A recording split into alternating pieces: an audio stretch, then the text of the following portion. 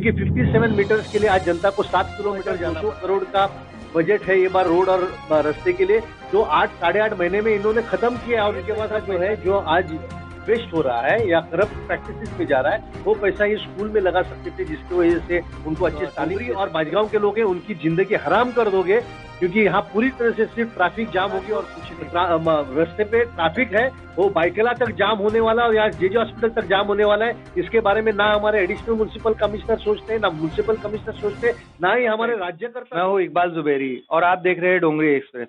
इस वक्त हम मौजूद है कमलाकर शिनोय जी के ऑफिस में, जो ब्रिजमैन जिनको खिताब दिया गया है जनता की तरफ से, और जितने भी एनजीओ सोशल वर्कर है जो हमारी कंट्री का या हमारे जो शहर है मुंबई शहर का अच्छा भला करना चाहते हैं और अपने टैक्स को, पैसे को कहाँ इस्तेमाल हो रहा है, कहाँ करप्शन हो रहा है, उसके ऊपर ध्यान देते हैं, ऐसे लोगों ने कमलाकर जी को नाम दिया है ब्रिजमैन। तो ब्रिज है हैंकॉक ब्रिज, जिसको हमने पिछले 1 साल से काफ़ी कवरेज दिया है हमारे डोंगरी एक्सप्रेस पर। तो क्या अपडेट है, आइए जानते हैं कमलाकर शिनोय जी से। लेकिन इससे पहले हम हमारे नए व्यूअर्स के लिए एक लाइन में जानना चाहेंगे बेसिक इन्फॉर्मेशन कि हम किस बारे में इंटरव्यू कर रहे हैं। तो सर, ये हैंकॉक ब्रिज जो है वो गए 2015 में इन्होंने इलीगली डेंजरस डिक्लेयर करके तोड़ा हुआ है। उसको 14.5 करोड़ में कंप्लीट करने वाले थे, मगर आज लगभग 70 से 80 करोड़ रुपया खर्चा करने के बाद भी कुछ नहीं हुआ है। मैंने इसलिए हाईकोर्ट में पिटीशन फाइल किया, पीआईएल फाइल किया था, और उस पीआईएल में म्यूनसिपालिटी ने ये कोर्ट को बताया था कि वो 2017 में बताया था कि वो 2019 तक इसको कंप्लीट करेंगे, और आज तक 2021 खत्म हो गया है ना, 2 साल उसके बाद खत्म हो चुके हैं। उसके बावजूद भी इनके पास अभी भी कंप्लीट करने का कोई भी रास्ता नहीं है। इसलिए हमारा आगे की जानकारी हम आप थोड़ी देर सर एक बात और, जो हम आपको कवरेज देते हैं हैंकॉक ब्रिज को लेके, सिविक्स इशू को लेके, आप भी कंटिन्यू कोर्ट्स में अलग अलग ब्रिज अलग अलग रास्तों के ऊपर कोर्ट में पिटीशन वगैरह डालते हैं, तो ये रीजन क्या है? क्या इससे आपको कोई बेनिफिट होता है या हमें कोई बेनिफिट? मेरा बेनिफिट ये है कि मुझे दिल को तसल्ली मिलती है कि मैं जो आज तक सोसाइटी ने मुझे जो दिया है, तो मैं आज मेरा भी फर्ज बनता है कि मैं सोसाइटी को कुछ अच्छा करूं। जहां तक हैंकॉक ब्रिज का सवाल है, अगर हम कोर्ट में नहीं जाते तो हमारे ब्यूरोक्रेट्स और हमारे पॉलिटिशियंस इसकी क्या हालत करते हैं वो मुझे पता नहीं है। इसलिए कोर्ट के जरिए से उन पे प्रेशर रख के जनता के लिए मैं ब्रिज जल्दी से जल्दी करना चाहता हूं, इसलिए क्योंकि 57 मीटर्स के लिए आज जनता को 7 किलोमीटर जाना पड़ता है, और वो 7 किलोमीटर जाने में उनको टैक्सी के लिए 200 रुपया खर्चा करना पड़ता है, रोज का 2 घंटा ट्रेवलिंग में जाना पड़ता है। इसके लिए ये अगर मैं उनको उनका वक्त और उनका पैसा बचाऊं तो उससे बड़ा पुण्य मैं कुछ भी नहीं कर रहा हूं।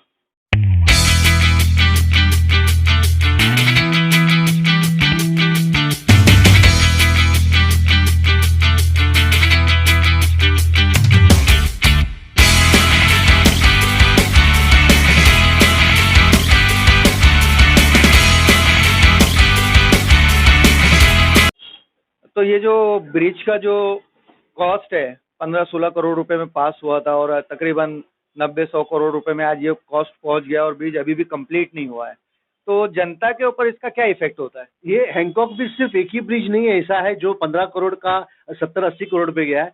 लगभग यहाँ 150 से 200 करोड़ 200 ब्रिजेस पे काम चालू है, और हर चीज में यहाँ ऐसे 500% या 600% की इन्फ्लेशन बढ़ाते हैं। अब ये पैसा जो है जो आज वेस्ट हो रहा है या करप्ट प्रैक्टिसेस में जा रहा है, वो पैसा ये स्कूल में लगा सकते थे, जिसकी वजह से उनको अच्छी तालीम दे सकते थे, या उनकी फीस कम कर सकते थे, या मोहल्ला क्लिनिक चालू कर सकते थे, जो डॉक्टर के पास जाने का पैसा इनको बचता था, या उनको और कोई फैसिलिटीज फ्री में किताबें बांट सकते थे।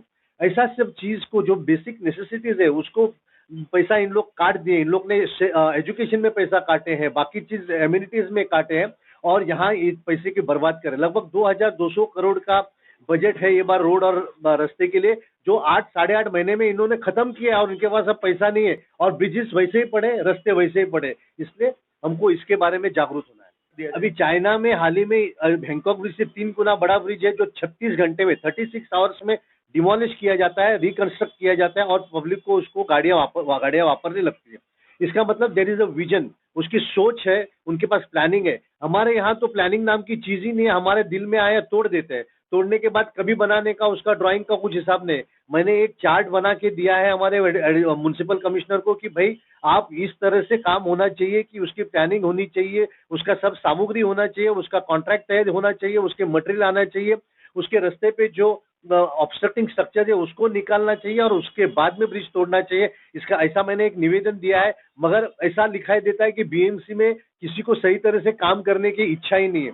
यहाँ तक कि ये कॉम्पेंसेशन पॉलिसी भी डिक्लेयर नहीं हुई थी ऑब्स्ट्रक्टिंग स्ट्रक्चर्स के लिए, और जबकि मैं परसू करने के बाद में आज ऑब्स्ट्रक्टिंग स्ट्रक्चर्स के लिए कॉम्पेंसेशन देने का पास हो गया। उसके बावजूद ई वार्ड के जो ऑफिसर्स हैं वो स्ट्रक्चर्स को नहीं निकाल रहे हैं, जिसकी वजह से आज रास्ता नहीं बढ़ रहा है। और जिसकी वजह से सबसे घिनौनी बात है कि ये 13 मीटर का ब्रिज जो ब्रिटिशर ने 150 साल पहले बनाया है, वो आज 7 मीटर का बनाने के इन लोग सोच रहे हैं। आप सोच सकते हैं कि 150 साल पहले 13 मीटर का ब्रिज 150 साल के बाद विद ऑल टेक्नोलॉजी 7 मीटर का बन रहा है। इसका मतलब हमारा जो रास्ते पे ट्रैफिक है वो बाइकला तक जाम होने वाला है और यहाँ जेजे हॉस्पिटल तक जाम होने वाला है। इसके बारे में ना हमारे एडिशनल म्युनिसिपल कमिश्नर सोचते हैं, ना म्युनिसिपल कमिश्नर सोचते हैं, ना ही हमारे राज्यकर्ता सोचते हैं।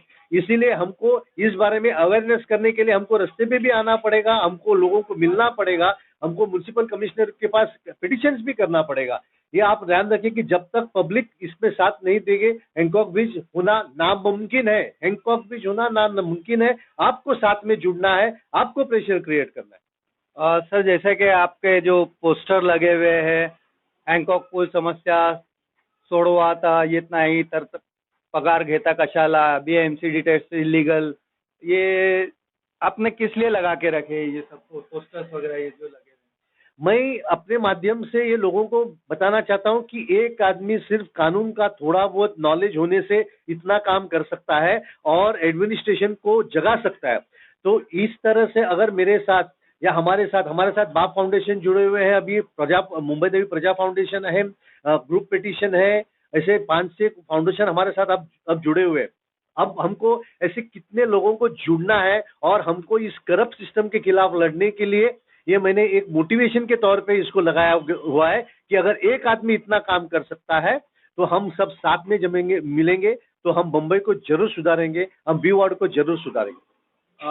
जिस तरह से आप एक जागरूकता के हिसाब से मतलब सोशल एक्टिविटी भी कर रहे हैं और लोगों के अंदर जागरूकता लाने के लिए कोशिश कर रहे हैं, ग्राउंड लेवल पे जनता से जुड़ने की भी कोशिश कर रहे हैं, आपको क्या लगता है जनता आगे बढ़ के सवाल क्यों नहीं करती है?